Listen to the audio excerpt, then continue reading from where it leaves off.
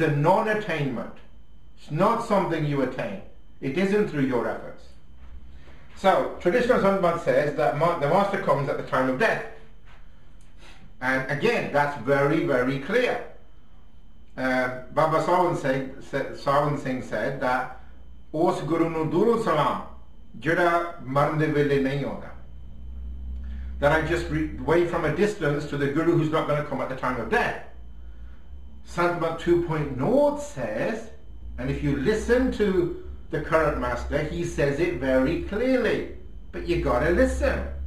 If you are listening through this version of your mind, you're not going to hear him.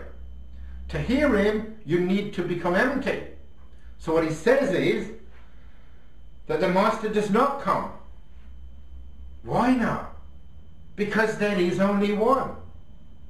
If there's only one, who's going to come to get who, and where they're going to take them? Sachkhand is not a place. Sachkhand doesn't exist within time and space.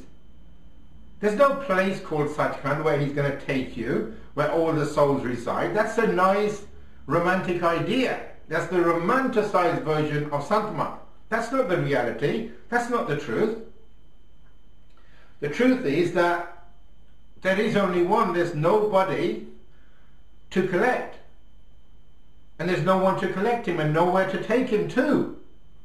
There is no time and space in the oneness. Time and space is an illusion of the mind. So for you to realize this is the purpose of 2.0. It's about realizing it for yourself. It's not about theory. It's not about listening to it. It's not about explaining it. And this fundamentally changes the meaning of the whole Sant Mat Teachings, because it's no longer about doing anything. Traditionally, it's like your purpose is to meditate. Suddenly it isn't. Meditation is just to tire the mind. Now this is a pretty profound change from the old teachings. And like I said earlier, it's about duality, whereas the new teachings are about oneness. Now, for people who don't understand that this is 1.0 and this is 2.0 and it's completely different, they are confused. Because they're trying to fit this into this model. This model of reality is completely different from this one. They have no resemblance at all. The only way you'll ever understand this, forget about anything else, the only way you'll even understand this is to let this go. And that's not made very clear.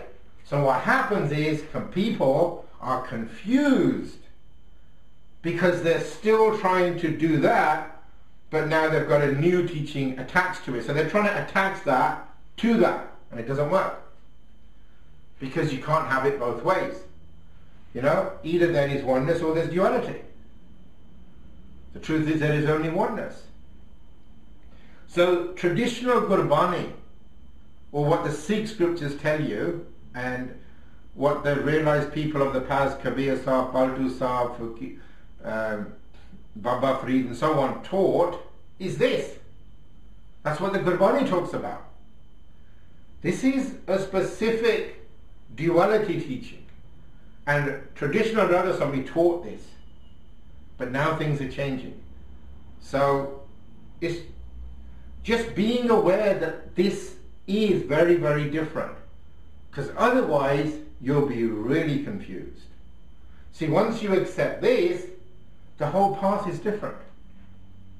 It's no longer about sitting there and meditating for hours and hours on end. Then the barrier between you and God is your ego, your separateness, the fact that you think you're separate, but you're not. And the path becomes realizing the truth.